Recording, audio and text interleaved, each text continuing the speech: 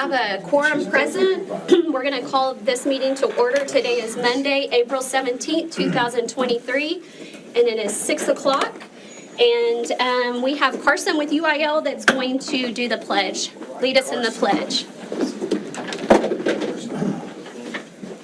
I pledge allegiance to the flag of the United States of America and to the republic for which it stands, one nation, under God, indivisible, with liberty and justice for all. Honor the Texas flag. I pledge allegiance to thee, Texas, one state, under God, one and indivisible. And Denise Villalobos is going to read our board mission statement. Tolosa Midway Independent School District educates every student to be a lifelong learner, a person of integrity, and a positive contributor to society. Thank you, Denise. The next item on the agenda is public comment, which is the time for members of the audience to address the Board of Trustees. Before we begin, I will remind our audience members of the board's procedures for handling public comments. Each public comment speaker will be allowed a maximum of 3 minutes to address the board, except that non-English speakers will be allowed a maximum of 6 minutes to address the board. Please keep your comments or criticisms civil and courteous. Avoid using profanity and refrain from making personal attacks on others during your opportunity to speak.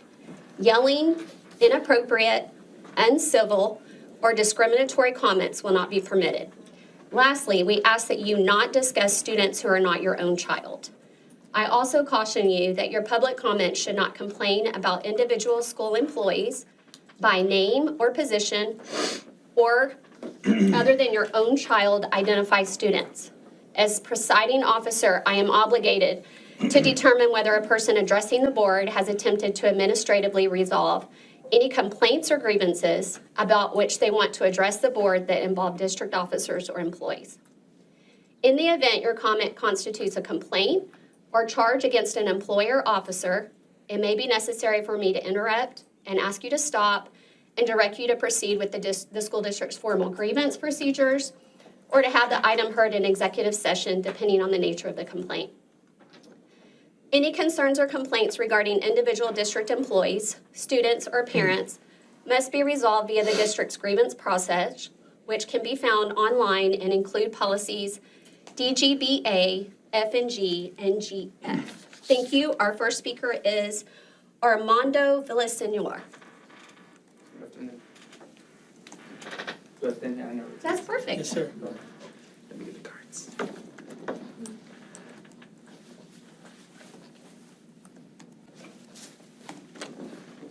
Sorry, I have cards. That's okay. Okay, Take your time. Sorry. They're right there in your pocket. I see them. There you go. Perfect.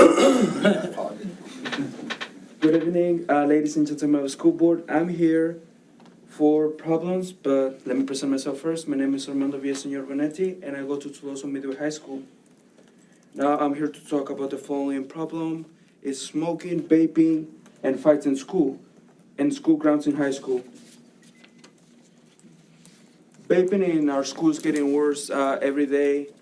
We go to public restrooms in our school, or every day you go outside or anything, you see school, like kids smoking outside of school, and that's becoming a problem for our school, because when you go to an entrance and you see people smoking, what's the first thing that people are gonna think when they see students smoking outside of school grounds? Or even if a teacher trying to use the restroom and there's like smoke coming out of the restroom, that's a problem, because it should be smoking a school free of tobacco and vapes, and even alcohol should be free out of the school zone.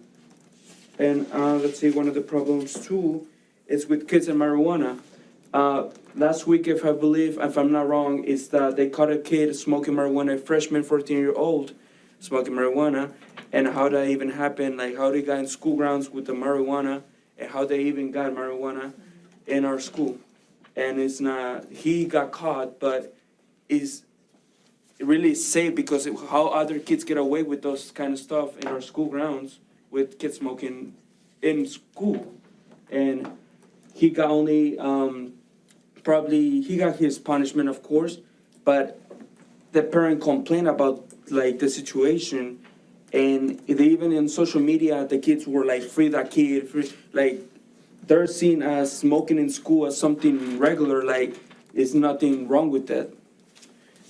And now in school fights, there was a school fight. There's always school fights, but in this situation, this kid was in the gym, and he likes boys, and the teachers who should have been there to supervise the child, and they start a fight, and the teacher was never there. I have the video of the fight of a lot of people surrounding that area, but the teacher, there's no sight of the teacher being there to supervise the behavior of the kids.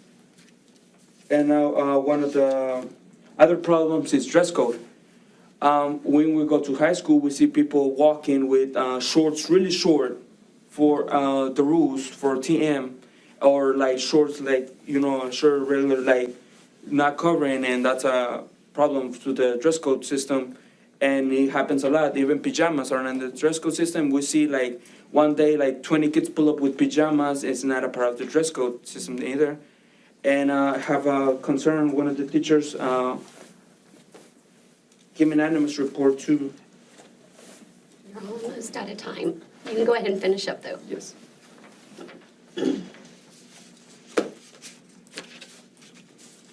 Okay, here it is. Let me read. She wrote this and told me, the lack of discipline is extremely concerning, and the teacher I have witnessed declined the consequences for students. In my personal experience, I have found students vaping in the bathroom during class time, and I have personally walked them in the office. To my surprise, these students were left without consequences because the principal could not find the vape on them. Students should be held accountable for their actions whenever vape is found, them or not. This eternity are respectful to the teachers, because unfortunately our word is far less credible than the one of the students. That's what the teacher said, and I believe so. That happens. It doesn't matter if we don't find a vape on a student. If the teacher believes that the student has a vape, it has a responsibility to at least let the parent know what happens.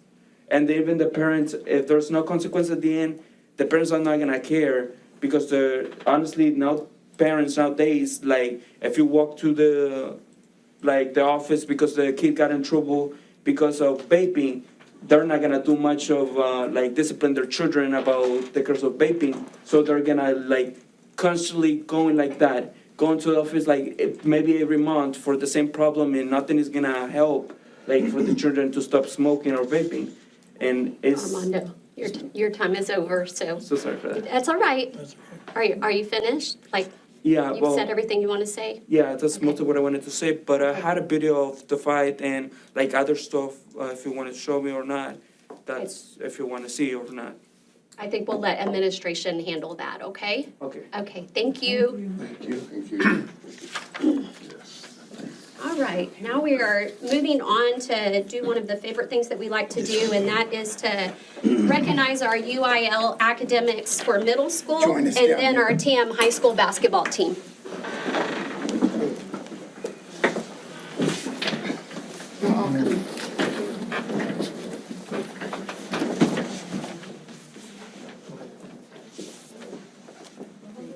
I love it. Love it. I'll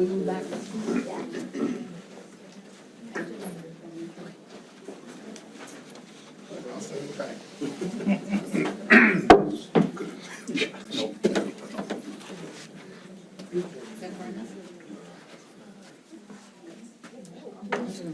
We appreciate y'all all being here to recognize your kids. Feel free to take pictures, move around where you can get good pictures of your kids.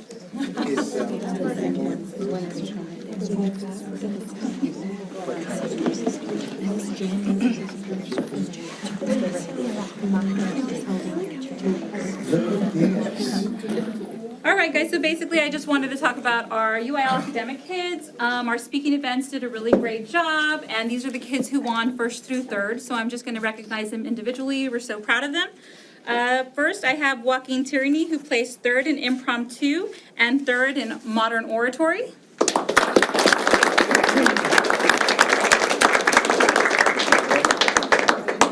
Then Ashley, you want to take pictures of them? Yeah. Yes. Keep them over there so we can get a group.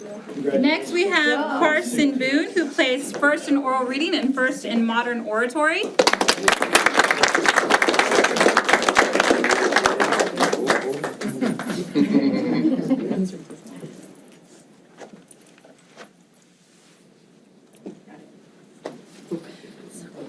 Next, we have Ryder Rolls, who placed second in impromptu, first place in chess, and was part of the second place chess team also. So congratulations, Ryder.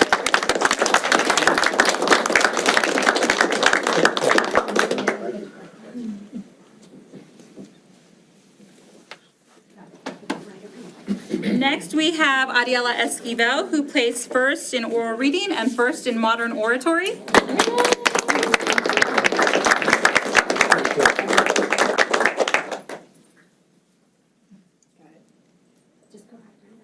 Next, we have Emiliano Gutierrez, who placed second in impromptu and third place in oral reading.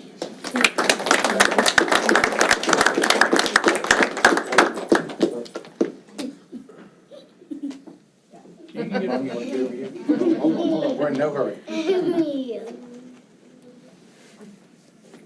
Congratulations. Next, we have Riley Moya, who placed second in oral reading.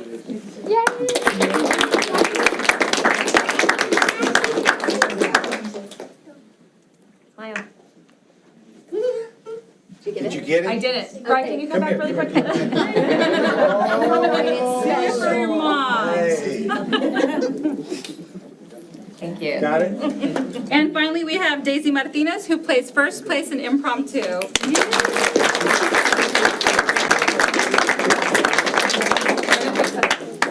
Yes, don't forget.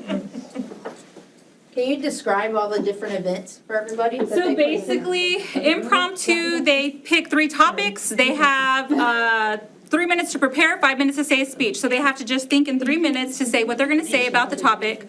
In oral reading, they have a poetry piece. 7th graders had a prose piece, and they basically have to act out the piece. It's a 7-minute piece. And then for modern oratory, they have to write their own speech based on topics that they give them. They choose one, they write the speech that's 6 minutes long, and they memorize it and perform it for an audience as well. So, yes, they did a great job.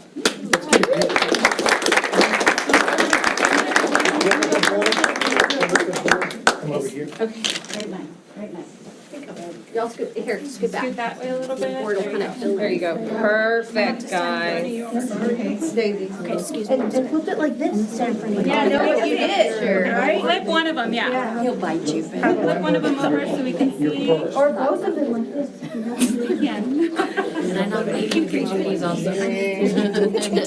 Carson, put your back. Your son. Okay, here we go. 1, 2, and everybody smile. Certificates. 1, 2, and Janie, I can't see you. There we go. I know. 1, 2, and 3. Got you. Okay, let me get out of the way. And before you go, parents, thank you. None of this could happen without the partnership and the relationship with you and our kids and the school. So thank you very much. We appreciate it. Good job.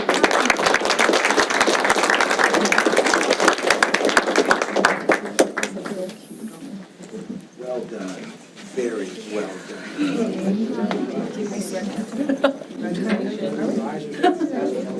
Well, they're gonna take a knee, right?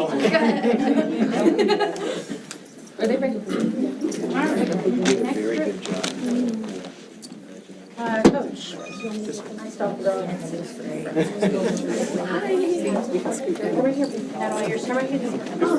how are you? Do you think we're all gonna get our And one of my kids. Now set. Now just wait. While you in it, just a few minutes. Hi, Coach. You're just gonna come stand Doing all right? How you doing? Sir, how you doing? over there by me. Hello. Okay, I'll be on the other side. All right, Coach, you want to talk about your girls? Well, we had a great season this year with the girls. We started off really well. We went to Westlaco and we got second place in the gold division. Then we went to Athens and got third place in Athens. And then followed that at the Pride, we got second place at the Pride. In district, we ended up fourth place, but Man, we had some tough battles with Cal Allen, also with Bishop. We played Bishop the best out of anybody in the district, where everybody was losing to Bishop on an average of 15 to 17 points. We lost to them within about, I guess it was, we were down by 3 late in the fourth quarter, ended up losing by 7, but to play Bishop as well as they were, as good as they are, we just went in there, we battled, and the girls competed. One thing I can honestly say, whenever the girls show up, whether it was a tournament, a game, a scrimmage, or whatever, they're gonna be ready to compete. And it's one thing whenever you go to tournaments and then other coaches come up and tell you, Coach, we know that every time we see your girls play, they're gonna compete, they're gonna fight tooth and nail, they're gonna give it all they got. Of course, we may not always come out on the winning end, but I know for sure that my girls are gonna give it all they got. So, round of applause to their efforts and their season. And, because I'm on a time limit, they said I can only give a 20-second spiel, that's all I got. But let's introduce the girls. Number 1, Julie Flores.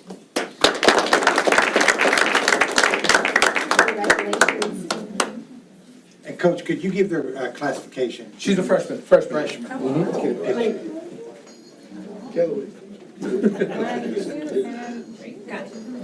Go around and shake hands. Number 2, senior Reagan Cabrera.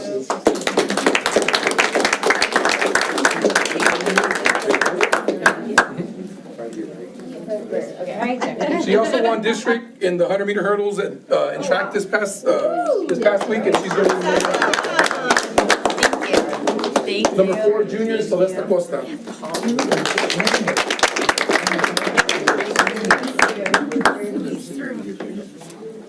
Why did I think you were a senior?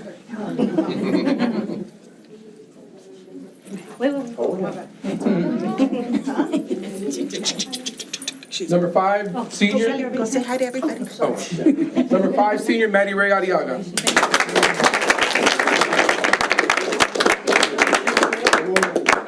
Take a picture. Yeah, get ready. You take 20 pictures. Yeah, Paul, come on. Come on. Daddy, get that daddy in there.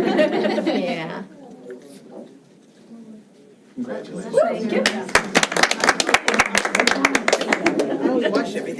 Number 10, sophomore Addison Christian.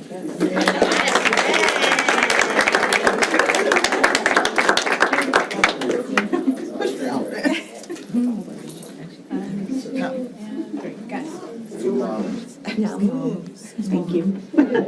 Shake hands, shake hands. Number 11, senior Madison Ibarra. Congratulations. There you go. 1, 2, and 3. Got it. Oh, I'm sorry. Thank you. Number 12, Chelsea Rosales. She's a junior.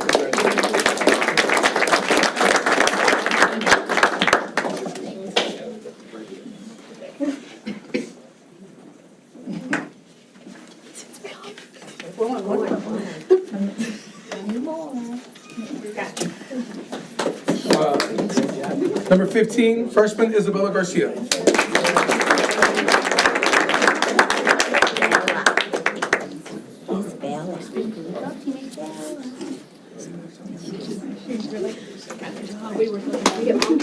Did Mama get one? Number 22, junior Alexis Rios.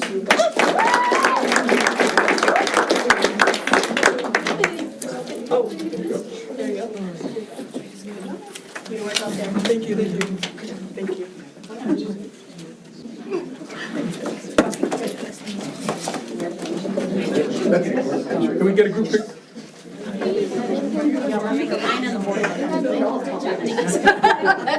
Let's make a line in the front and then. I'll just go back. Me too. That works. Madison, are you always in there?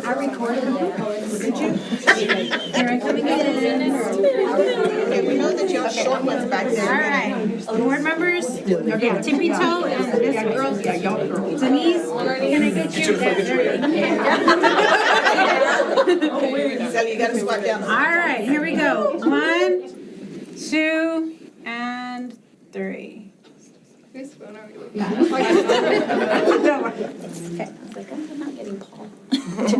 On behalf of the girls and the coaching staff, we'd like to thank you guys for all your support.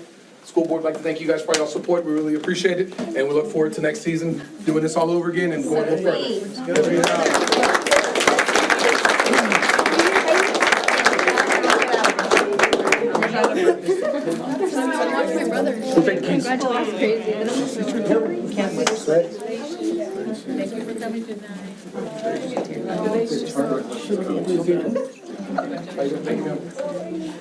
You guys,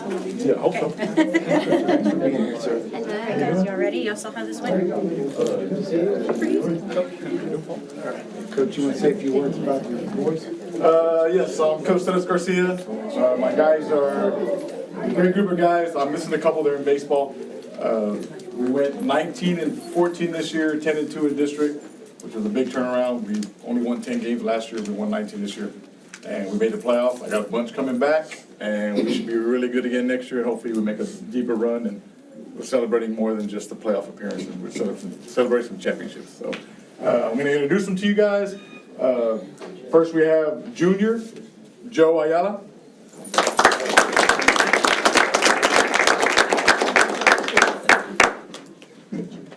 Dad, you're gonna get your.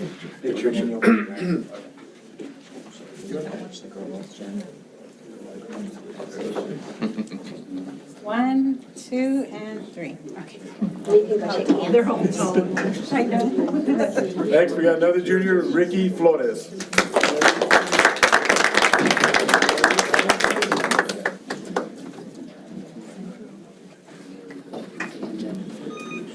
Maddie wants to get a picture.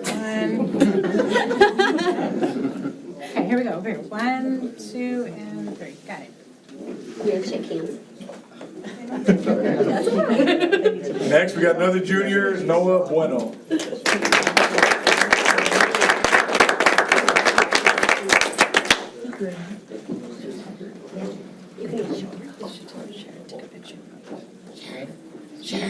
Get a picture first. His mom's not here. Here we go. 1, 2, and 3. Got it. No.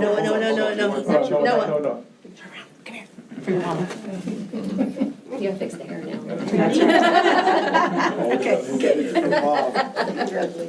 Next, we have senior, big foe, Matthew Ibaya. Wanted me to introduce him like that, just so you know.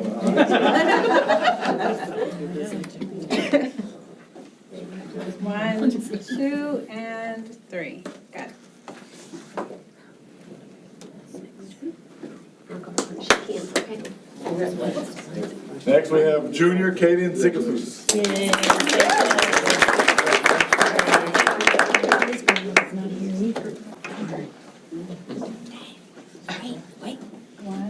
I got it. Did you get it? No, here, Kaden. Oh, hold on. I got heads. That one has taken it. Your head. Perfect. Next, we got another junior, Cole Christian.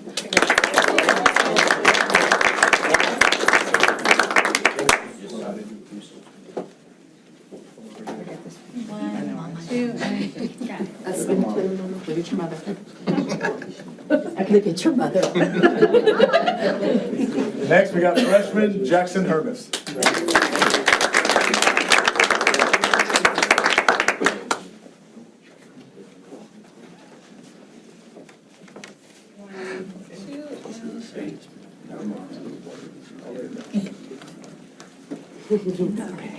Feels super short. Next, we got senior James Hernandez.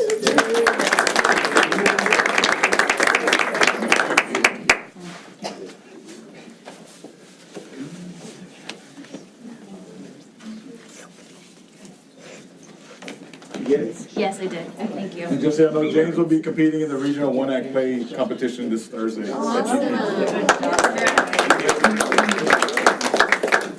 And finally, we got junior JD Martinez.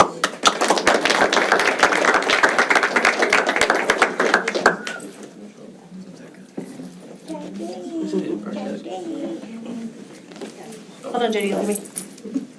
Mom said I have to.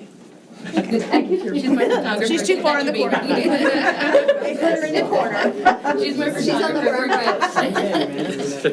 That's all. All right, let's get a group picture. Let's go ahead and move the board a little bit up now. Denise, we'll get you to move up. Jamie, most of the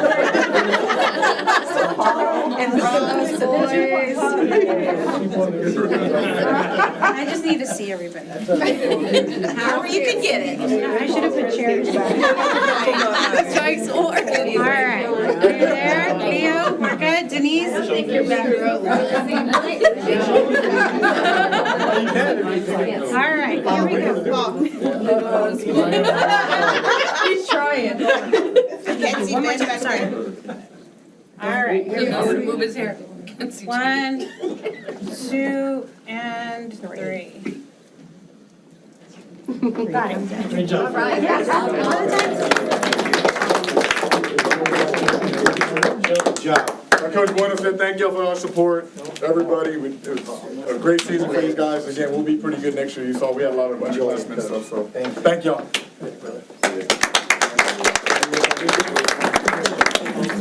You gonna eat that? Are you gonna eat it? No. I bet it doesn't. That's what I heard.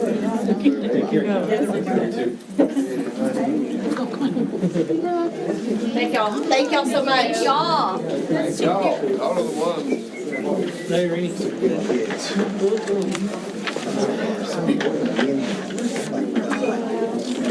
Beatrice, I can dress him up, but I can't take him up. We're not housebroken. I know. And you were my principal. One for ice cream. Ice cream. Extra sprinkles. Extra sprinkles? Just leave mine on my desk. Happy birthday, everyone. Aw, he's so sweet. Thank you. Leo's. Well, it's a thank you. It's everybody's birthday. You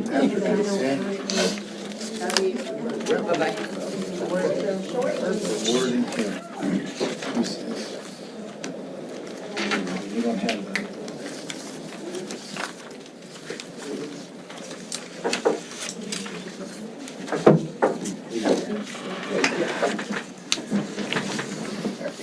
All right, the board is gonna, the agenda has been changed a little bit. The board is actually gonna convene in closed meeting session now as authorized by the Texas Open Meetings Act to discuss items allowed by the Texas Government Code, Chapter 551.071-.076, .082, .0821, .083, and .084.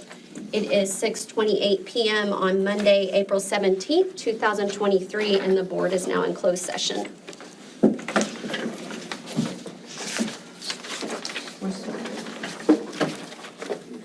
You stay for this part. You can wrap it up.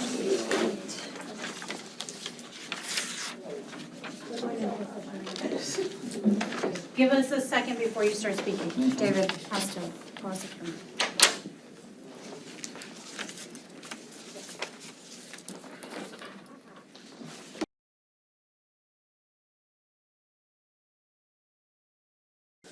It is Monday, April 17th, 2023. We are reconvening from closed session, and we did take a 10-minute recess from 8:26 PM to 8:36.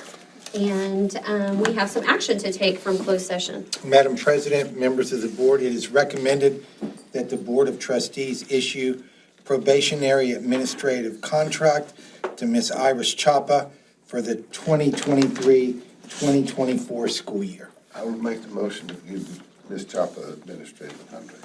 I'll second that. Paul Mastella makes the motion, and Ben Benavides makes the second. All those in favor?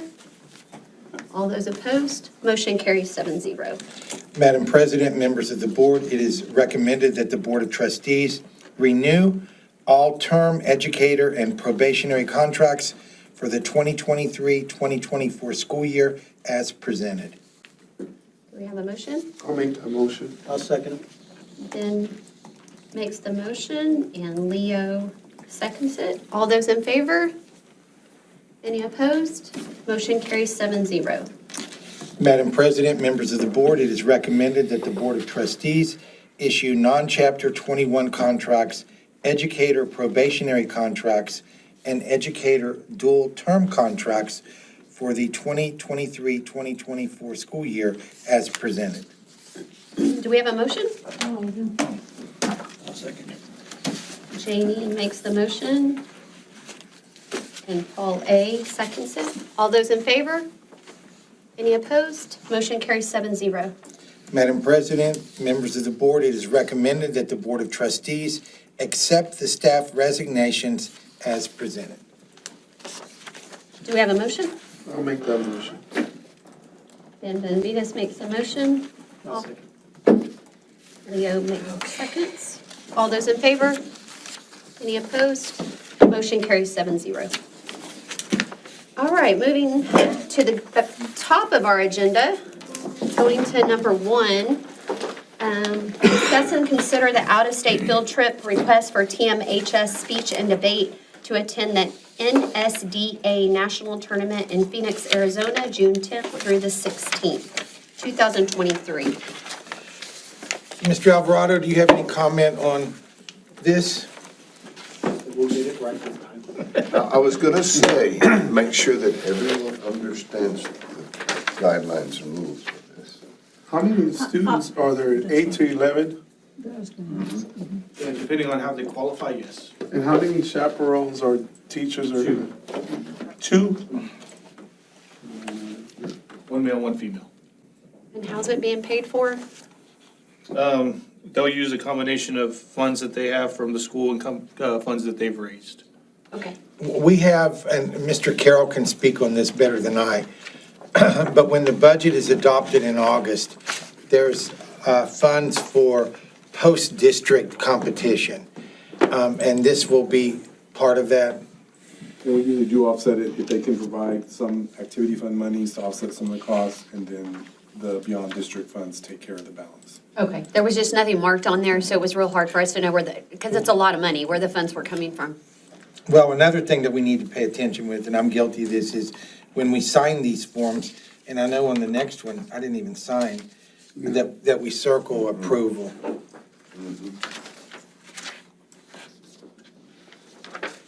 And I'm assuming the 15 to 20K is district funds, or is that the total cost? And that's the total estimate. Any more questions?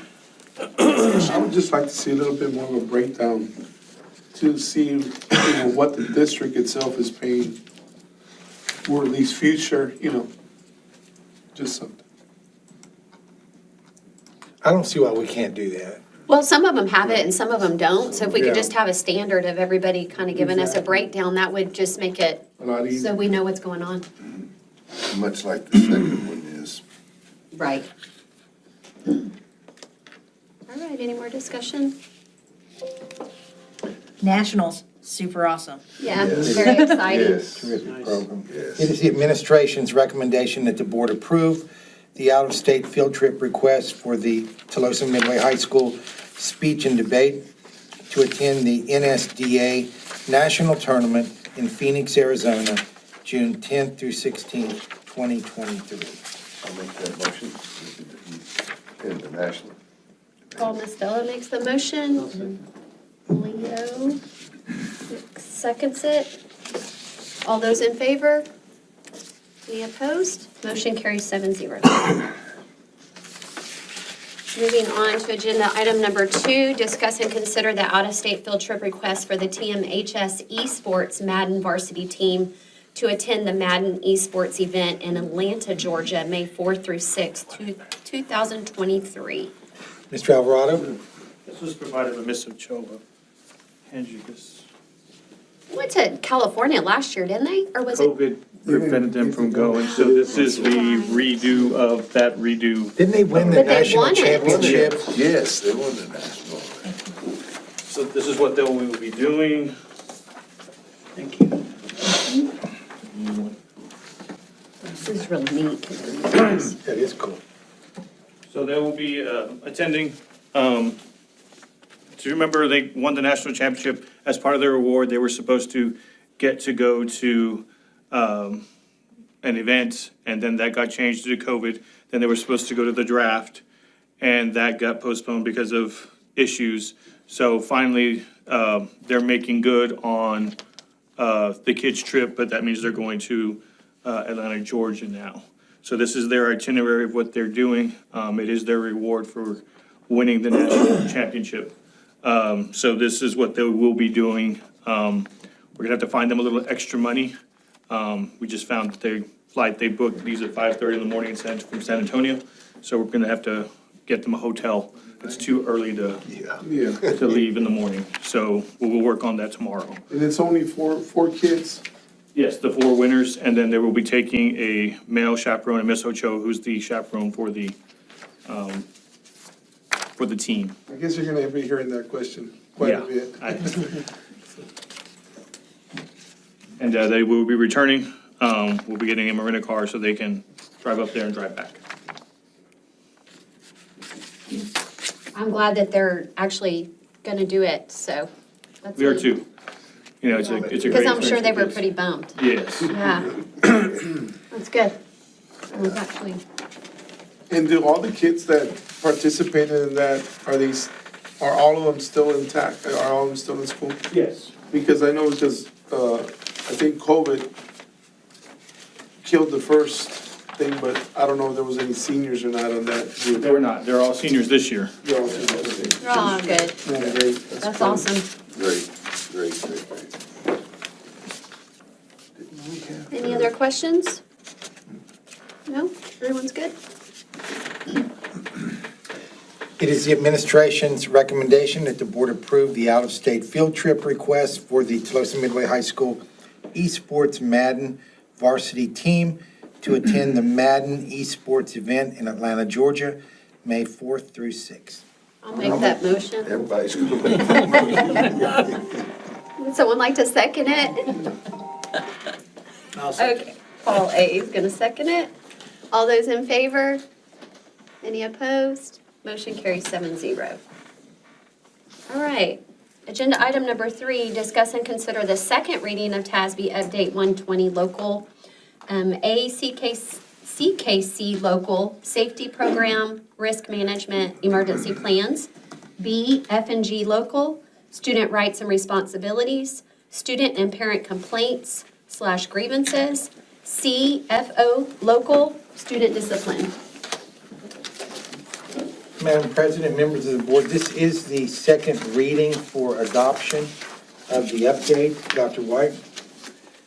As it is the second reading, this is where we will be seeking board approval for the 3 revised policies as presented.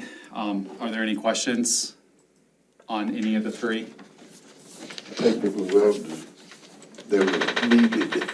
A lot of the updates have been made for clarifying purposes or just to make sure that the language is crystal clear when it comes to, for instance, F&G Local for special education students that are 504 specific, making sure that they fall under the same protections of FNG and making sure that that's clear. That was one of the big updates made there. That was a good one. Yeah, I guess, so on, just rearranging sentences and then adding railroad. Language clarity and. That's like something we pay TASB to do for us, or? They do it as part of what they do for everybody. pay 'em. But yes. I feel like, okay. As far as the local updates, those all come to each district as our policies are currently constructed. Yeah. So the updates are made based on what we have, and this was just part of update 120. Update 121 will be coming this summer, so it'll feel like we just did 120, and then next month or so, we're gonna have first reading of 121, so there'll be another round of Yeah. kind of that same process So, happening. okay, so CKC, the railroads, we're adding that in, doesn't even apply to us. It does technically, because Wash. we must have some sort of railroad within 1,000 yards or feet of a district facility. Because it's just, the policy says if it's near a district facility Where is the building. railroad? It's on 44. That's the, By your plant? But that's the thing, like, if you start looking at the, you know, whether it's within or Okay, yeah. above, maybe it is, maybe it isn't. I but- measured all of them, we're not. Oh, you measured, really? Yes. Do you Yes. know the exact number? I measured it the last time during the meeting, it was well above 1,000. And we were like 5,000 up, The closest one is 10,000. the intermediate. But like in lieu of what happened in Ohio, it would probably be better, I was gonna add it to the plan anyways. Yeah, so Say that's, there's- I'm say more there's a concerned di- about what the chemical spills in the procedure, not necessarily, oh, we're writing this in the policy. Yes. Okay, and then for F and G local, yeah, they just put our second sentence in the Yeah. front, that, okay. How, they had a recommendation on encompassing all instructional resource policies? Yes. I don't understand, I don't know how we met So- that part. That is currently done through EF local. So anybody who has a complaint that they'd like to file on an instructional resource or a library book or any sort of curriculum piece that we teach and use to teach students, we use EF for that complaint process. That's all that that's saying, is that Do we all need to instructional reference that resources. in F and G or no? I believe. Or is it already? So I believe it's It was already just a there. recommendation TASB did give It us, should and already- there was nothing Fairly highlighted. certain it's already there. Okay. But anybody who would like to have a complaint about that, takes you automatically to the EF because that's where instructional resources are contained. And then they said, based on those changes above, make sure none of your exhibits are changing. None of ours will? No. This is just more language clarity there. If there's ever an exhibit that will change, that will also be accompanied with the policy change. Okay. And then, I'm gonna skip over FO real quick. There was 4 local policies on the 120. The 4th one was the FFI, the Student Awareness, Freedom from Bullying. And they said, hey, we're not gonna provide any updates because TEA's having this Correct. event in September, October. Do we have anyone from our school going to represent our point of view on bullying? To, The TEA event? I haven't received any information on I haven't heard anything on that, On the but my logistics understanding of is that all that's already been approved officially, which is why minimum standards of bullying prevention is kind of a topic right now because it's finally been fully approved by the state, retro to If there's January any of sort '23. of bullying conference or convention, we'll be there. Okay, because in the form, it said that they were seeking, I guess, recommendations to change their minimum standards. So I it'd haven't be received cool, any solicitation, but we'll be Okay. there and it'd be awesome participate. if we could contribute to that. I agree. And then for FO policy,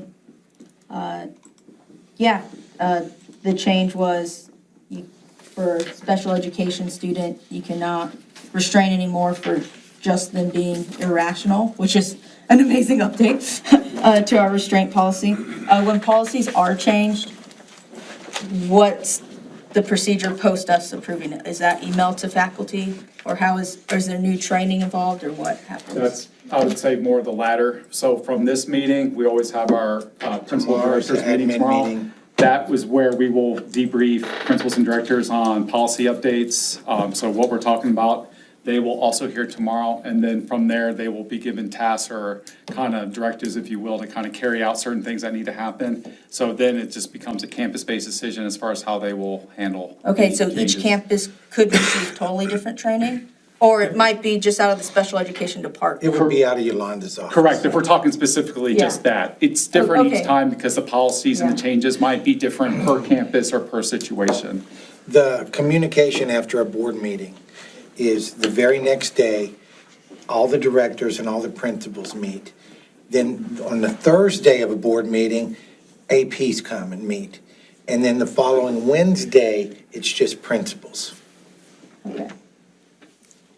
Because I don't want us to like pass this resolution and then tomorrow this happens and someone's like, oh, well, we didn't know the policy changed or something. And then my second item was, I think it would be really cool when we're considering TASB updates. if we can review, I guess, the entire policy to make sure if there aren't any other changes. An example is within the FO student discipline, we talk about corporal punishment for all of our students, which currently it is a opt-out program right now at TM. Any student can essentially get paddled unless their parent filed a, no, you cannot do this to my student.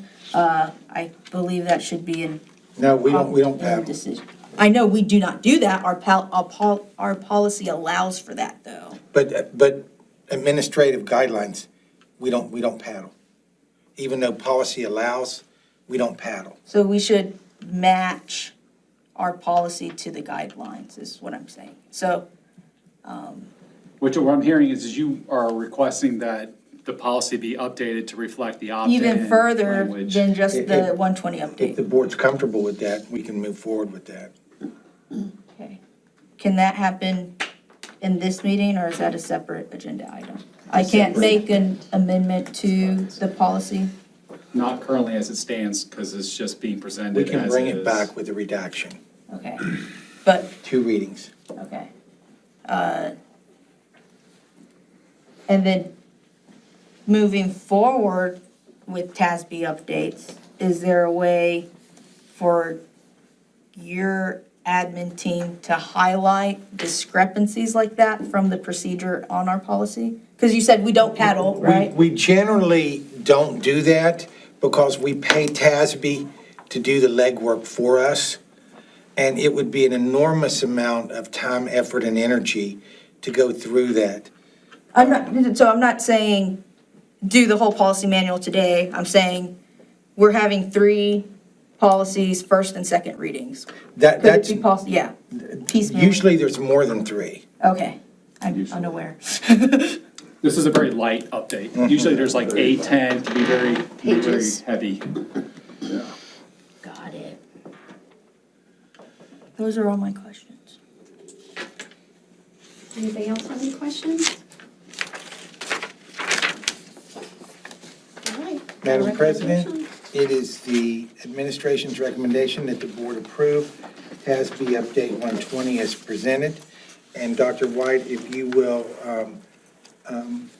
craft FO with the corporal punishment reduction for board Specifically language for consideration. opt-in, right? Not opt-out? No, I mean, just out. Out, you just want it, Corporate so you want Be it able to out. opt in. Yeah. I don't know what the board would want, but if, We'll have to But what I discuss would it at a recommend is later we don't time. allow it. You Okay. can't opt in. So deleting the words Yes. that can be Yes, very correct. easily done. It's too big of a litigation issue. Okay, so it is the administrator's recommendation that the board approve TASB Update 120 as presented. Do we have a motion? I'll make that motion that we approve TASB Update 120 of policies, local and legal. Paul makes the motion. Do we have a second? I'll second Ben makes the second. All those in favor? All those opposed? Motion carries 7-0.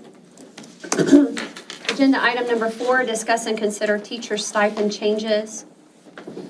Madam President, members of the board, this does not represent all the stipends that the district pays. These are changes to either additions or deletions from the 22-23 school year.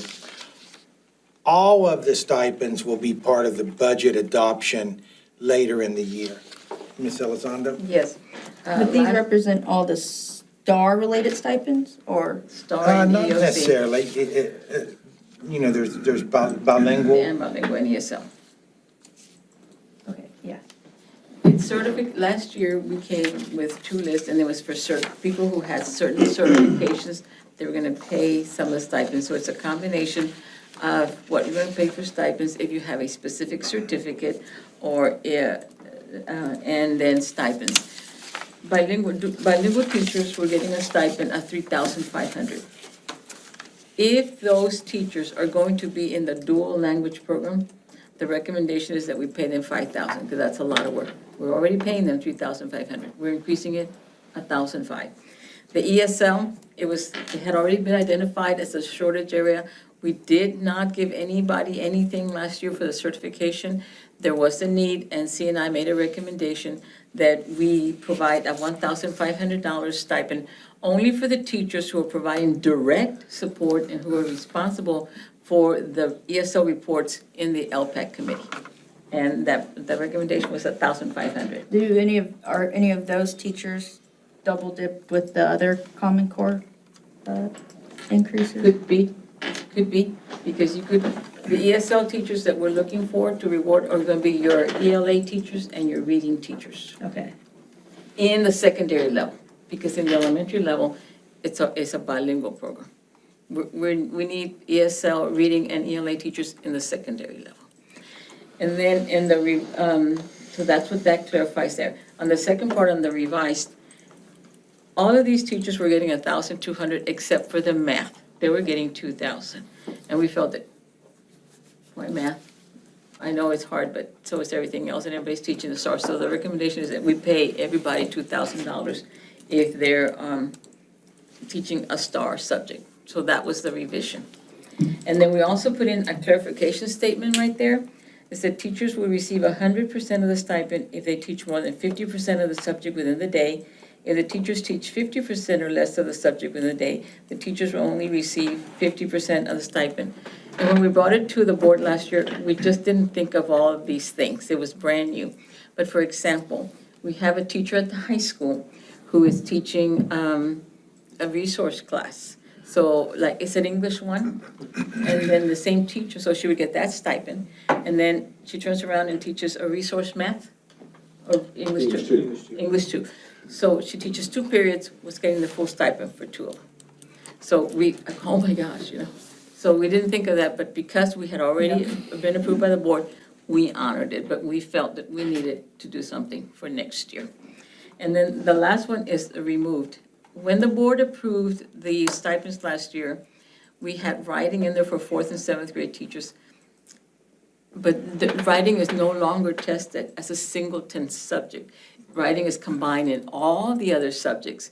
So we recommending that one be removed, because it is no longer tested. It is just combined in all of the subjects. Do we have, I guess, are those 17 writing teachers still just writing teachers, or they're doing ELA? It's stuff? ALAR. Okay, so they're all the 17 are included in the 52? Technically, yes, because they're all RLA, ELA. Yes, that is correct. Yeah, okay. That would be correct. And that's why the 3rd grade ELRs getting it, as they didn't. So don't this think year they they got the last year. 2,000. They got 1,000 for ELAR, and then they got $1,200 for writing, because that's the way it was approved by the board. And those are our recommendations. On the bilingual, Yes. there's 5 teachers, they're all gonna do dual language, Yes, so, there'll be 5 classrooms. The following year, there'll be, I think, 7 or 8. It'll grow every year. And that second statement right there, under ESL, in the first block, it says bilingual teachers who are not teaching in the dual language program will receive $3,500. When the dual language program advances To 5th grade. through the 5th grade, no, but then, you didn't put nothing else there. yeah, they'll receive $5,000. The other benefit, Mr. Benavides, is that the dual language immersion teachers will have is they'll have a full-time paraprofessional as well as in that classroom. So they're going to have absolutely every resource that we can possibly put there for those kids to be successful. So I would like to make that amendment right here. So bilingual teachers who are not teaching in a dual language program will receive $3,500. When the dual language program advances through 5th grade levels, they will receive $5,000. Great. I don't know why I didn't put the other part. Yeah, that's what I was Does that make asking. sense? Yeah. That So that's okay. clarifies that. We will add that. Do the stipends also apply to our ACC campus? Yes.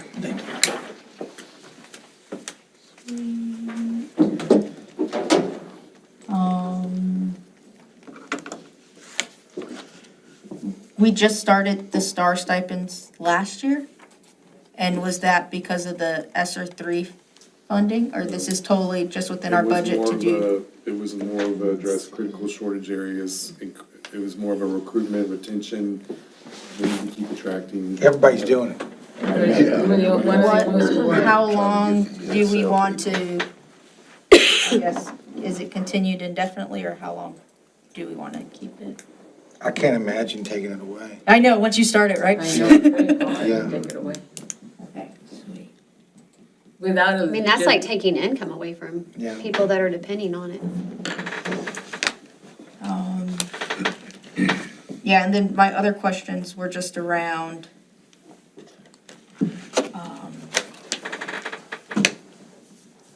because this is just a blanket stipend for people who are teaching STAR, not necessarily performance related That's to. TIA, What's TIA? Teacher Incentive Allotment. But we're not, what year do we start getting Cohort that? F, Yeah. which is year after next. But we're doing everything we can. The application was sent today, yesterday. Couple hours ago. Next year's the data collection. Yeah. And the following year, they get the big money Okay. for student progress and teacher effectiveness. Okay, and are we gonna get an update on what we're considering the different Yeah, tiers? we can, that's a good point. Let's put that as an agenda item as far as well, you have to approve our payout plan. So Yeah. let's, yeah. So Right now, it's sent to TEA as the application has been 75, submitted. 15, 10. Okay, 75% of the allotment would go to the designated teacher, 15 would go to the campus that coded 87s and PEIMS, 10% would go to the district. sweet. And then the last thing was just, I know it said it wasn't, how many teachers was it total? Like Or what? 7? If the number changes greater than a certain percentage, can it come back to the board if it's more than the 68,000? Or what's the threshold we're giving y'all? I can answer that. We know the total, because when we adopt the budget for the next year, you will It would be in there. basically be approving At that everything point. for that. Okay, that sounds Because by that good. time, we will know That's who's right. qualified for it. Well, the aggregate total of the fiscal impact can change if our enrollment increases. Because then Yeah. you would need more teachers. Correct. True. Or it decrease, it goes the other way. Mr. Ametri, you know how I feel about the dual language. I love it too. I'm super excited, but, okay, so you have 5 teachers. Are they all dual language teachers They're already? gonna be totally certified, totally trained. They're gonna be top-notch in those 5 classrooms. So do you really think 5,000 is enough to kick in for them? But we'll say it's more than what No. others are offering currently. Yeah, but it's a market. we're a new district to this, and we want to attract the best possible educators for this. I think we're staffed. Or we're staffed for Yes. this. Well, then in order to retain them, because once we install that program, man, the other school districts around here are just gonna try to copy us left and right, and who are they gonna come after? Yeah, but These if you teachers. look at the stipends that we've got teachers that are already getting, they're already, I mean, this is just my opinion. I love the program. I wish I had babies again that could go through the program. We'll get after it. No, not gonna happen. I'm saying what a blessing it is to have the program. But what I'm also saying is that you can't separate your programs by that much stipend money. And that's like, when you start talking about coaches stipends and stuff like that, you can't make a big old gap like that because it doesn't look good. It affects more. It's not, what about the rest of the teachers that are doing a great job at what they're Well, no, doing? I agree with that. It's just a question. We're gonna remain competitive to put the best that we can do in those classrooms. Because that technically is our future. Well, there's no yes, and it's a signature program. It's signature, and I hope I'm alive in 12 years to see that progress to graduation. Well, I'll say this, of everything I've been involved in, I think this will, in reflection on my career, this will be the best thing I've ever been a part of. the way it is. Any more questions? No? Good? All you good? Yeah, Okay. take care of the teachers. All right. We have a recommendation? It is recommended that the revisions, deletions, clarification statements, and additions of stipends that will be paid to teachers for the 2023-2024 school year be approved as presented. I will make that motion. I'll second that. It includes Was that the Ben? primary. All right, we have a motion by Paul Mastella and a second by Ben Benavides. All those in favor? Any opposed? Motion carries 7-0. Agenda item number 5, discuss and consider approval of the resolution regarding teacher gifts and rocking chairs.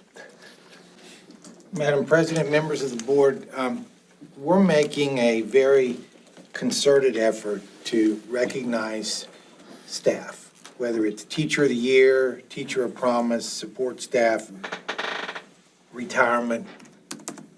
We're going to have a terrific Teacher of the Year banquet that I hope all of y'all can come and bring a guest. However, we've been advised by legal that to make sure that if anybody questions the use of public funds, that we're protected.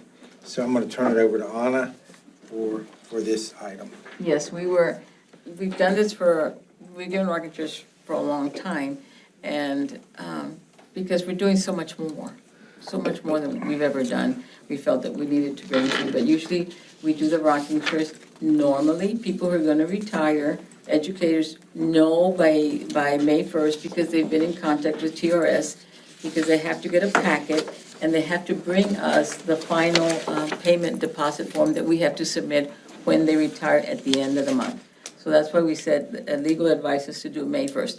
There's another also critical area, and reason why we say May 1st is that everybody, a lot of school districts give a rocking chair, so we're competing for rocking chairs. Who has them? If we wait later than that, we compete with Mother's Day, and we will not be able to get them at all. One year, Patrick drove to San Antonio to pick up some rocking chairs. So, that's why we picked May 1st. Now, there's no reason why we shouldn't give a rocking chair if you let us know after May 1st. We just won't have it for you on the day of the Teacher Service Awards. When we present all the service awards for 5-year pin and 10 years, we also recognize the retirees. But we can't guarantee rocking chairs if you don't give us enough notice. And we also have to order the little plaques. It takes time. We just can't do it in a week or 2 weeks. So that's what we're recommending there, that the board adopt this resolution for that and for all the other recognitions that we're doing in the school year for our staff. And that helps with retention and morale. And Teacher of the Year hopefully we'll be advancing to the Education Service Center for our Secondary Teacher of the Year and our Elementary Teacher of the Year. And we're going to select the campus Staff Member of the Year, just campus, not of the district. So all of that is in progress. Any questions? Good thing. Go ahead, please. Go ahead.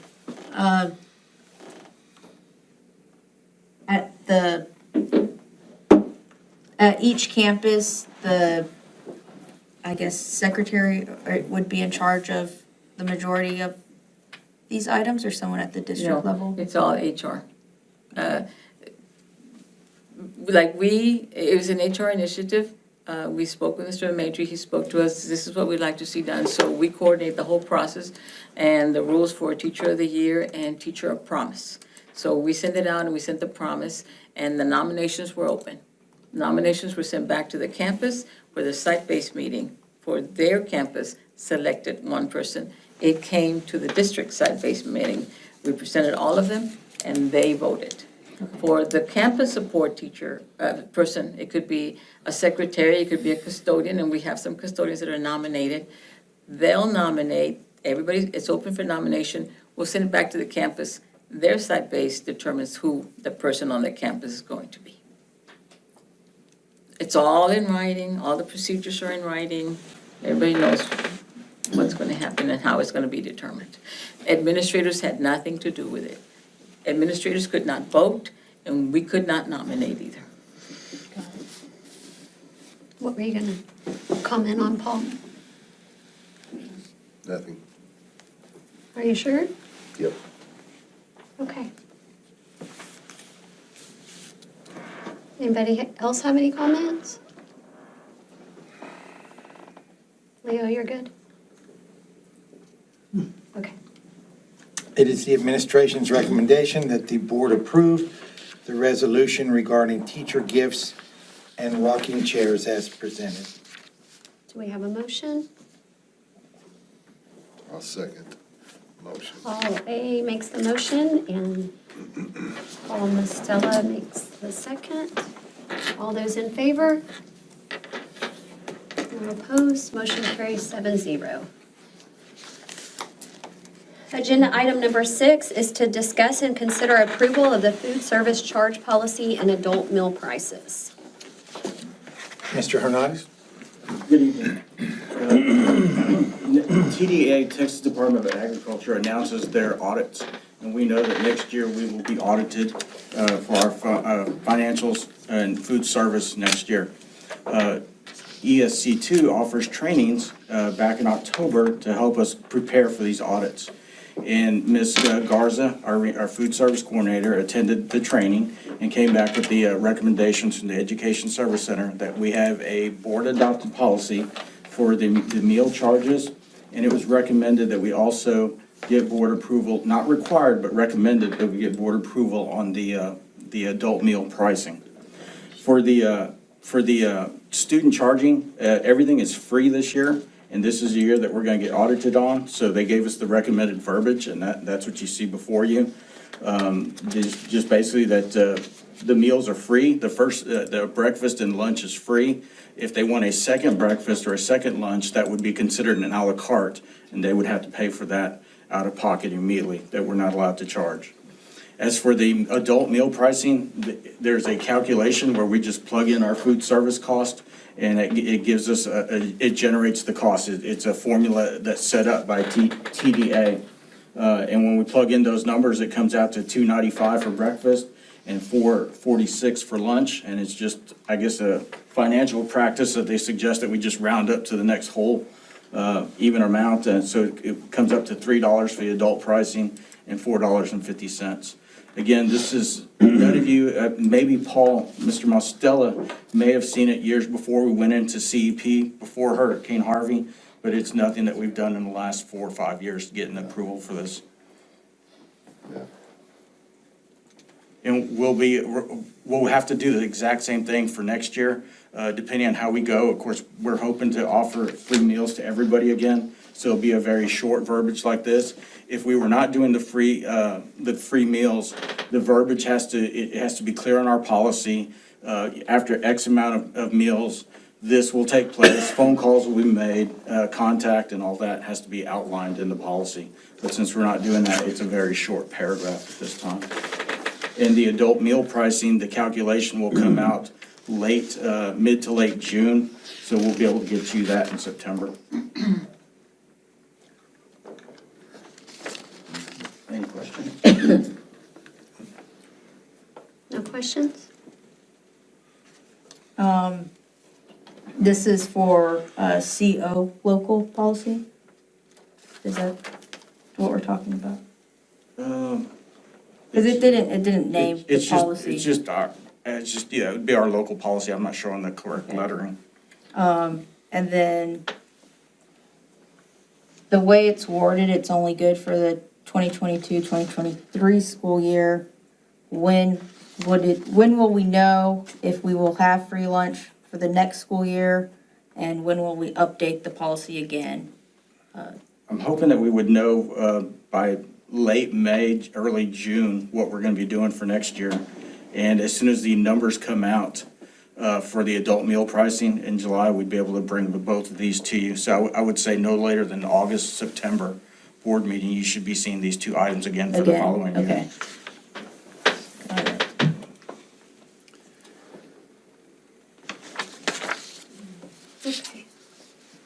other questions? We have a recommendation? Madam President, the administration recommends for the Board of Trustees to adopt the food service charge policy of students in grades pre-K-12 have no charge limit, since each student receives one free breakfast and one free lunch per day at no cost. A la carte items must be paid for as they are purchased, which includes second entrees or any other extra food items. A la carte items may not be charged to student account. The administration recommends for the adult meal price of $3 for breakfast and $4.50 for lunch. Do we have a motion? Leo makes that motion. Do we have a second? I'll second. Jamie seconds it. All those in favor? Any opposed? Motion carries 7-0. I would like to go back to agenda item number 5. I actually need to read the resolution because it was a resolution regarding the teacher gifts and rocking chairs. Resolution of the Board of Trustees of Tolosa Midway Independent School District. Whereas the Board of Trustees, the Board of the Tolosa Midway Independent School District, the district is authorized by 11.051 of the Texas Education Code to govern and oversee the management of the public schools in the district. And whereas the Board of Trustees desires to honor our retirees who have faithfully worked for the district and educated our students as well as other students in our nation. Whereas the Board of Trustees desires to honor and recognize our present employees who faithfully work for the district and educate our students as well as other students in our nation. Whereas the board has expressed a desire to purchase retirement plaques, rocking chairs, or other acknowledgments for employees who retire from employment with the district and advise the district their retirement by May 1st of each school year. Whereas the board has expressed a desire to purchase recognition plaques or other acknowledgments for our current employees. Whereas the Board of Trustees finds that the purchase of retirement presents will be limited to district current employees who retire from working for Tolosa Midway ISD, and that the purchase of retirement presents will best serve the students of the district by allowing the district to plan and provide for our employees, and recognizes the value and benefit to the district of enhanced morale of our employees in helping students at Tolosa Midway ISD to succeed. Whereas the Board of Trustees finds that the purchase of plaques or other acknowledgments to serve as recognition awards will be limited to district current employees working for Tolosa Midway ISD, and that the purchase of recognition gifts or other acknowledgments will best serve the students of the district by allowing the district to plan and provide for our employees, and recognizes the value and benefit to the district of enhanced morale of our employees in helping students at Tolosa Midway ISD to succeed. Now therefore be it resolved by the Board of Trustees of the Tolosa Midway Independent School District that the Board of Trustees has determined that there is a benefit to the district as well as a legitimate public purpose served by purchasing retirement plaques, rocking chairs, or other presents for retiring employees of the district, and recognition plaques or other acknowledgement to current employees to serve as recognition awards that will benefit the district's employees' morale and allow administration to plan for each school year. And that the Board of Trustees has determined the district will receive value by providing the retirement presents and recognition plaques or other acknowledgements to current employees of the district. Because administration will be able to plan in advance for staffing for the coming school year and be able to recognize the efforts made by our current employee.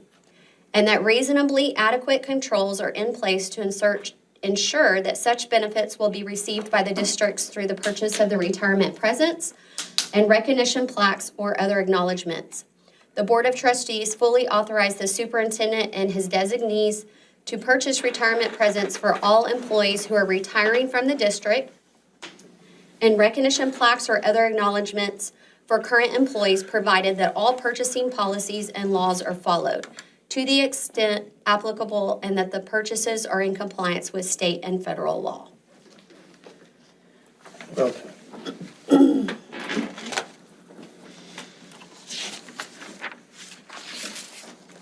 All right. Agenda item number 7 is to discuss and consider approval of the TEA TEKS certification 2023 to 2024 form. Madam President, members of the board, in accordance with the Texas Education Code, LEAs, which is TM, are required to certify annually to the State Board of Education and the Commissioner that students have access to instructional materials covering all the Texas essential knowledge and skills for all required subjects except PE. Dr. White? In furthering that, what's changed for this year's certification form is that it's added language about internet safety and child obscenity. And I think one of the questions Ms. Villalobos asked was, does that also pertain to student-issued devices that go home and are also still connected to our network? And the answer is yes. If a student is issued a district-owned device, therefore they will always fall under the protection of the requirement. So whether they access the internet at school or at home, because they're on our server, everything is protected through the server from the device itself. So there's Like no there's go a- around or circumventing the system. Okay. It's Like a protected, VPN yes. from the, okay, got it. So as soon as they turn it on, they're bound by how we've set up the computer. That's awesome. But other than that, this is just the standard yearly update that all districts are required to submit based on the curriculum that we are teaching. And that the specifics behind what we are teaching are included with the form. And a lot of the changes that have been made this year are reflected in the lower levels, specifically RLA and math, when it comes to the highly qualified instructional materials such as Eureka and Amplify. Those will be new.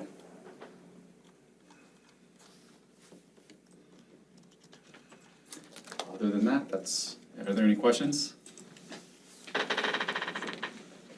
What I can say is that after and upon the board's approval, the form that's got the signature requirement, this is the first part, and then the second part is that becomes part of an attachment that will then be submitted to TA, where I've got to do an additional survey to complete for them. So that's kind of part 1 is this, and then part 2 is the final step where everything gets submitted to them, and we'll get the email that we're fully approved for the year to teach what we say we're going to teach. Which, I will say, last thing is, that will then allow us to regain access to IMTA, which is the state allotment for instructional materials and technology. Therefore, this step the second part is a survey, and then in May, we get access to our IMTA funds, which we'll use to purchase our curriculum with. Other than that, no more, nothing else. Any more questions? It is the administration's recommendation that the board approve the TEKS certification 2023-2024 form as presented. I'll make that motion. It's administrative recommendation. Board of Trustees ratify TEKS certificate 2023-24 as presented. Do we have a second? I'll second it. Okay. Well, usually I'll say, here you go. We have a motion by Paul and a second by Kim. All those in favor? Any opposed? Sorry. No, I'm sorry. I think we'll vote again. All those in favor? None opposed. Motion carries 7-0. There's that one. All right, item number 8, update TEA Lone Star governance. Ms. Castillo is the facilitator for that. Can you update the board? Yes, sir. So I've been in communication with Monica Paloma from TEA. Her email says that the next step in regards to Lone Star governance is to find a coach. She will be our point of contact to find us a coach that is in ESC Region 2. She recommends that the board starts to identify 2 consecutive days when the entire board and superintendent can attend the 2-day Lone Star Governance Workshop, preferably in June or July, is what she's telling me. Even though the plan that was sent out indicates the attendance of the 2-day workshop only, the power of what is possible for students of Tuloso Midway ISD will come to fruition when the board engages in implementation work supported by the LSG coach. So she's waiting for us to give her days in June and July when the board would be available. So, It's 2 consecutive days? yes, ma'am. When is the conference? Summer leadership is in June 14th through the 16th. So that would be out. You also have the second part of goal setting. So, School's gonna start. do you want me to come up with some dates and do a? Well, we probably need to find a coach first and then find out what dates they can come, and then we're gonna have to figure out what, out of those dates, what dates would work for everybody on the board, right? So she's just working on, now she's making it sound like she's waiting on us. That's what it sounds like to me too. So, and then she'll find a coach in our area that will be available at that time. And Okay, if so we not, don't find our own coach, she's gonna find it for us. She is in charge of doing that for us. Okay, so is the board okay with coming up with some dates and then email going out about the dates? Okay. Good place to start. When is the board meeting for June? The 19th? It is, It's yes. the 19th, June 19th, yes. The Lone Star governance that I did, it was on the weekend. It was a Saturday and a Sunday. Is your preference during the week or during the weekend? I can't do the weekends. Are they 8-hour days or 4-hour days or They're what? like 6. Depends upon what the coach likes. Yep. Yeah.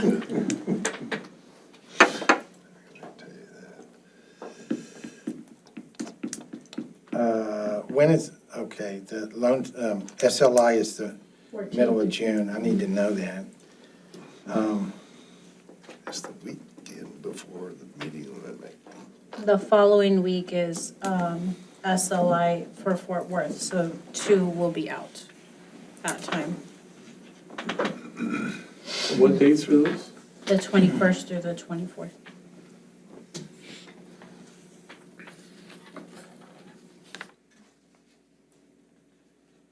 Perhaps July 10th and 11th, that's right at the beginning of the next school year.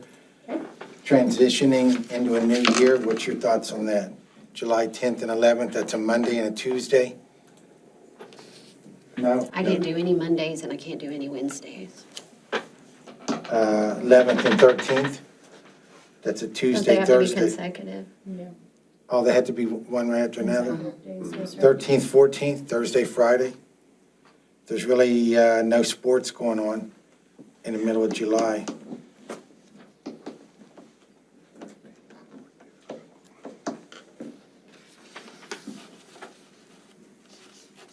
We're already back in school July, that would be the following week, right? I think we start the 17th.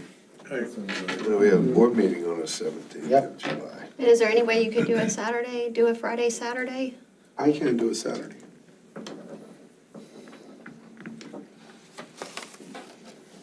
I'm fine with Thursday, Friday. 13th, 14th works for me. 13th, Thursday, Friday would be the 14th, that's Thursday, best for me. Friday. You want to pencil that in? Yep. Janie, Yes, I'm fine. Denise? What about you, Paul? Both Pauls? I'm good. Okay, Okay, let me work on that. okay, good deal. That'll meet our August 15th deadline.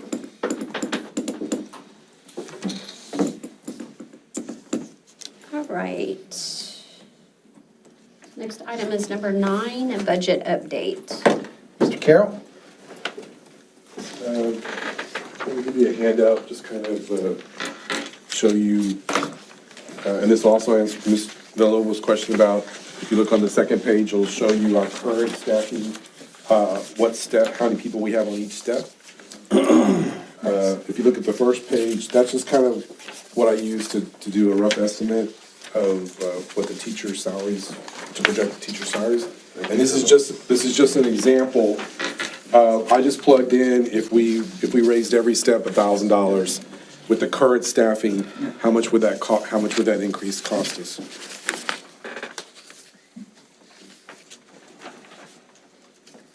And so if you look there, and we have it broken down, it shows the percentage, like what the step increase for everybody is.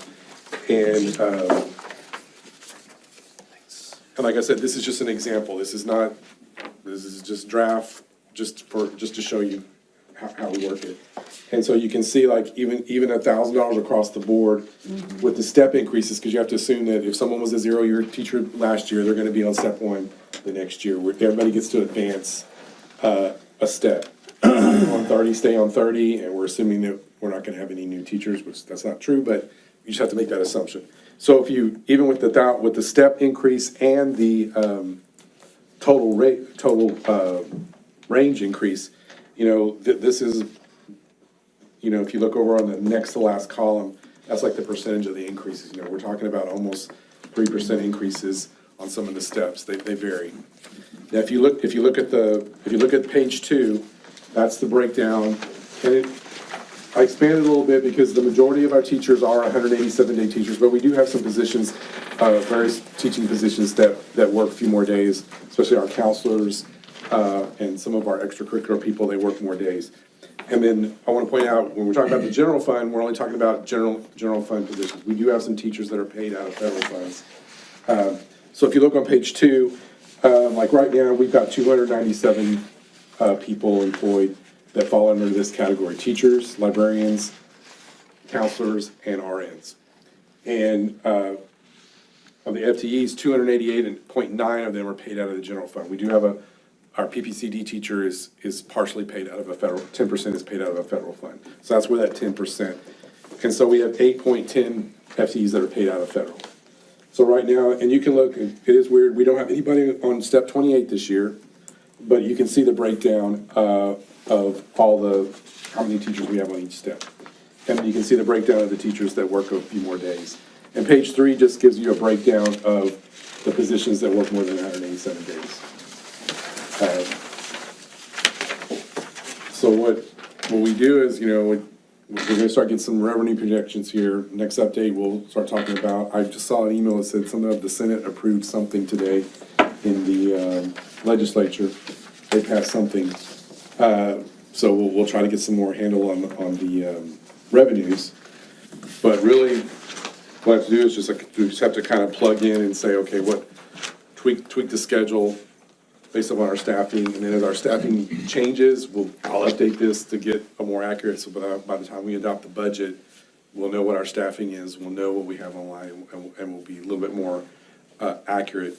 And then, so like, if you look on page 1, just $1,000 increase on our current staffing with the people that are on the current steps, which we know that'll change, because people are gonna leave, and new people are gonna come in, and they're gonna be on different steps, and we're gonna have more 0-year teachers. But that's, compared to what our base budget is this year, that's about a little over $427,000 increase, just doing $1,000 increase, and then you need to add 10% more to that to cover the benefits, the TRS expense, and the other benefit costs to payroll. And it adds up quick, doesn't it? It does. And like I said, this is only teachers. This doesn't include paraprofessionals, clerical. This doesn't include administrators, people that are not on the teacher pay scale. What's the, for the 24 level step, 25, why is it Yeah, that's such a a weird, difference? that's kind of a weird anomaly that's always been in there. Step 24 has always had that really big delta. Okay. So on your, I was just looking at your budget here, you have 22.2 million budgeted for instruction. Is that, you're saying it's going up 427,000. Right. Does this account for that? Are you gonna shift some of this money elsewhere? Possibly when you adopt the budget for next year, but teachers are function 11, but nurses are function 33. So we have 4 RNs, they're coded to function 33, so they'd be a little bit further down in the budget. Counselors are function 31, so they're a different line item on the, if you divide the budget by function. And librarians are a 12, so our 4 librarians are under function 12. The majority of the people are function 11 though. It's just that the RNs, the counselors, and the librarians have a different function. And Mr. Gonzalez, there should be some additional state funding to supplement this regardless of what the House or Senate. I know that right now the basic allotment is 61. That's going to increase. On the House version, it's $90 a kid. That's not going to be enough though, but we'll see. And just to, kind of a real quick, right now, it could change with the new legislature, but right now, for this last biennium that we've gone through, we're pretty much guaranteed, I guess, on our weighted things and based upon where we were when previous legislatures set things, we're pretty much guaranteed $10,500 a student. So if Johnny's here every day, he's in the seat every day, 178 instruction days. We should get $10,500. He's only here 90% of the time, we're only gonna get 90% of that. And the state, they basically, it's way more complex, but what basically happens is whatever our ADA is and our special populations that we have, they're gonna multiply that number by 10,500, and they're gonna say, well, this is how much you collected in taxes, we'll give you state revenue to offset that, and whatever that cap is, and then you're gonna have to send the rest of that money back, your tax money back to the state and recap. It's a very simplified thing. So to reduce that, we need more kids. Yeah. Right. And we need more kids, and we need them enrolled. And I'm curious, when I drive down Rand Morgan now, there's all kinds, it looks like it's infrastructure going in that field.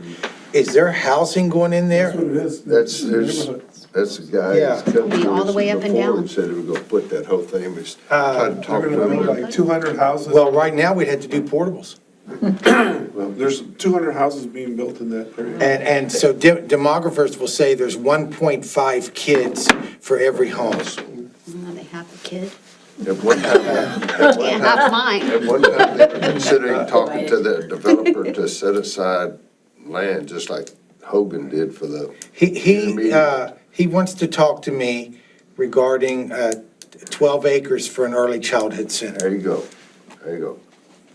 But that's a lot of traffic for intermediate and an early childhood center. Something we have to come up with Leopard too, right? TxDOT's gonna have to offer some relief. Or he's gotta have another access on the backside of a truck. But I hadn't mentioned that to you, I don't know if you've been down Rand Morgan lately, but there's a ton of activity going on that looks like a sewer and all of that. On the other side Fire. of 44 also. Oh, yeah? Yeah.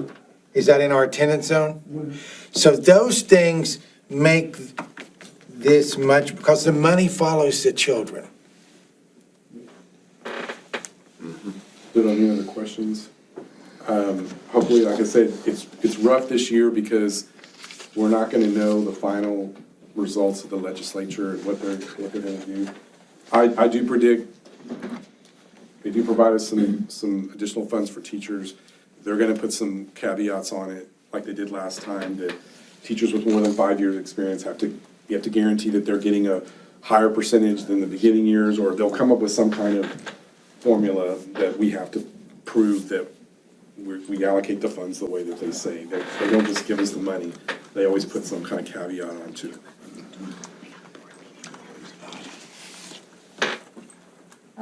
I don't know at what point in the budget process we can talk about this. I know you gave us the calendar, but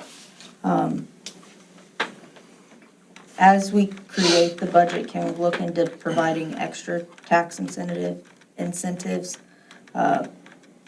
and homestead exemptions to where we're not maximized yet?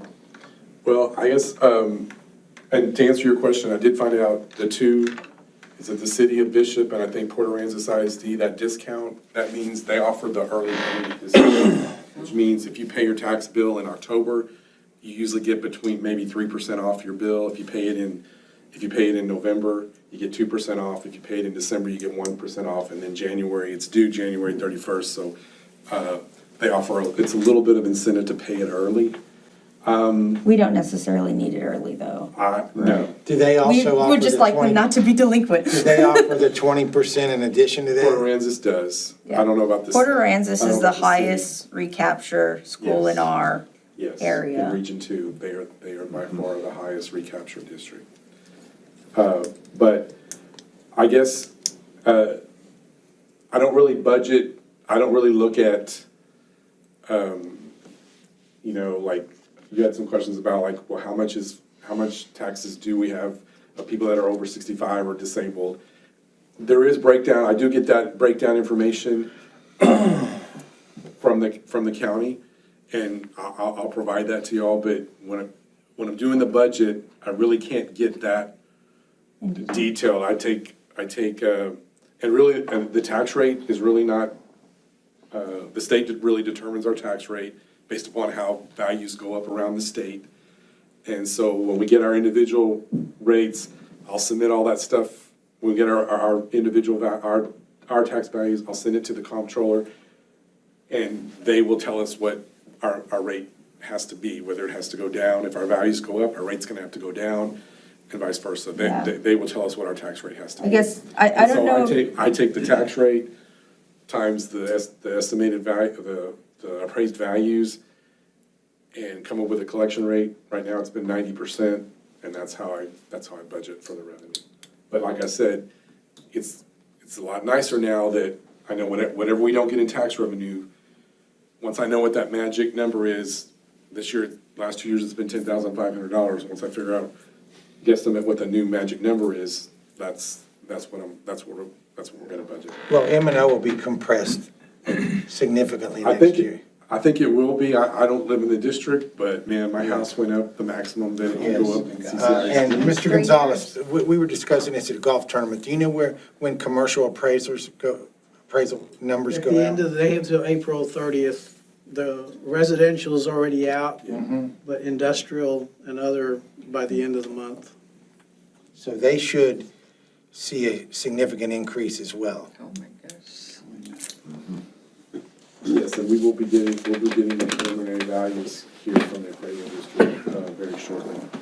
Yeah, I don't know about disabled, but I know over 65, that was a pretty small amount of, I do know funds this we were from the collecting. last bond, your 20% exemption generated about 98 million of lost funding, or lost revenue. but it's not on the INS side, we're still recapture. I don't know.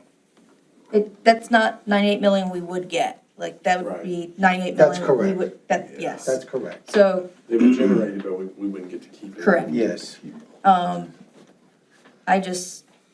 the more we can maximize the 65 older and disabled, because the general homestead owner is already maximized for TMISD. I believe it would be in our benefit, especially as we go out to do other bonds and stuff, since that's the voter pool that felt most negative about it, because they were not tied to the district in any way.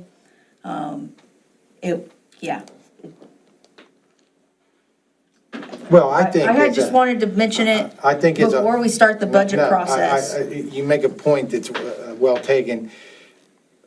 We all know the biggest burden on any taxpayer is the ISDs, Yes. wherever they live.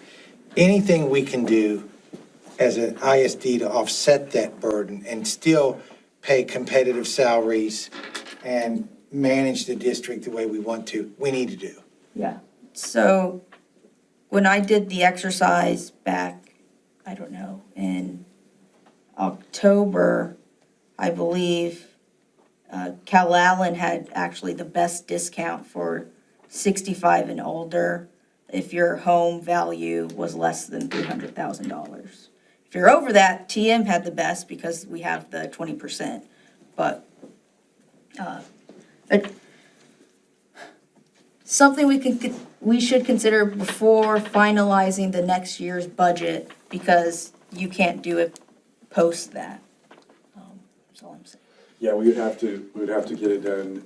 You have to get your documentation to the county. That's something we probably need to get with Victor about. Yeah.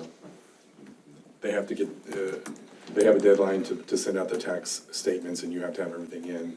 If they have to redo their tax statements, they can cost it. So the city, it's going through the same exercise right now. They just had their budget retreat where they're discussing the same items to increase the homestead for just the local residential from the 10% it's currently at. And so I think it would be a good time for us to have those discussions as well. If we're interested, understand if we're not.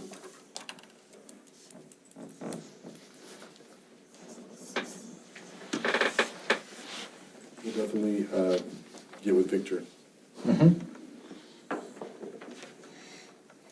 Any other questions or discussion?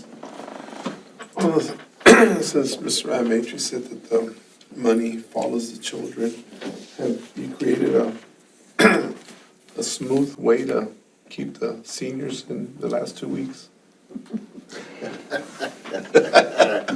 I have for next year. Yeah, for next year. He's over there like, God, don't bring that up.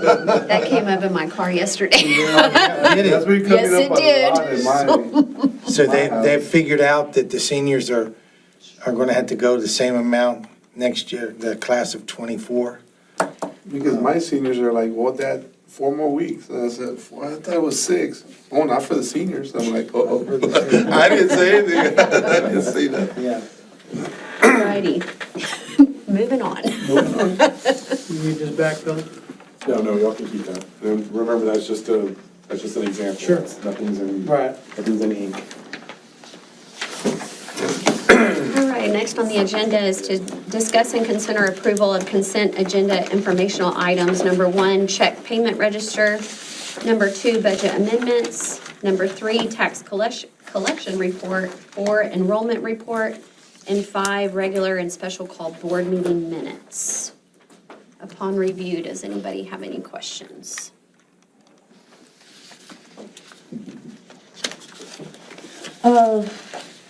What size of district do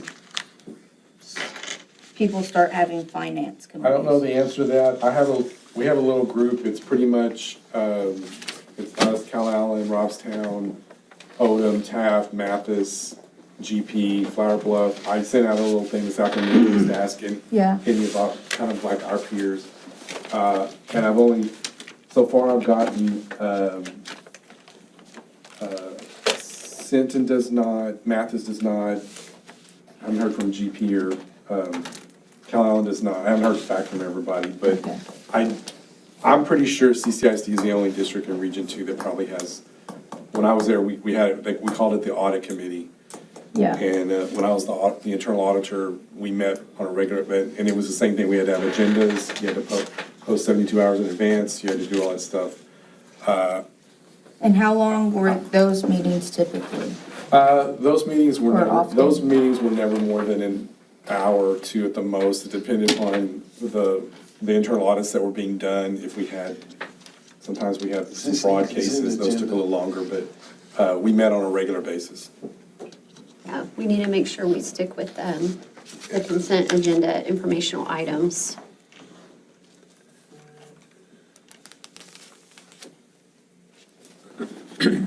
I did, you had a question about the drill team.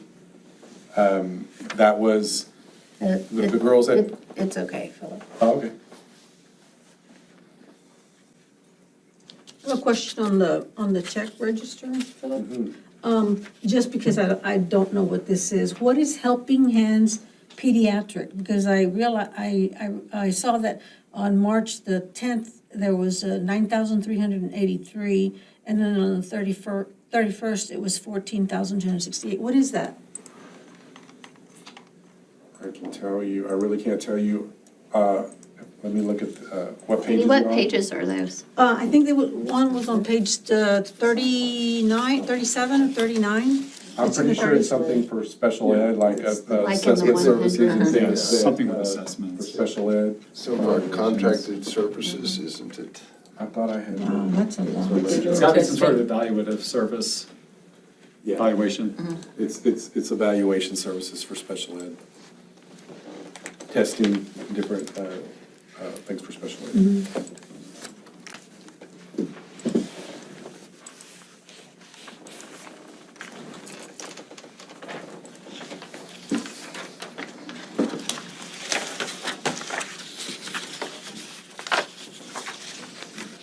Do you have any other questions?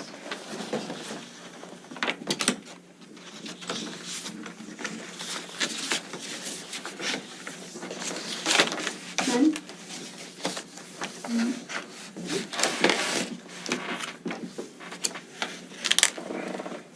All right. It is the administration's recommendation that the board approve the consent agenda as presented. Do we have a motion? I'll make. Do we have a second? We have a motion made by Ben and a second by Leo. All those in favor? None opposed? Motion carries 7-0. Now executive session. No, we already did that. Did that. I was gonna make a motion already. Our next board meeting is for May 15th, 2023. Do we have a motion to adjourn the meeting? There's no more I'll second. business. That's a regular meeting. We have a special meeting on Wednesday. Yes, we do. 5:30. 5:30. So we have a motion and a second to adjourn the meeting. All those in favor? None opposed, motion carries 7-0.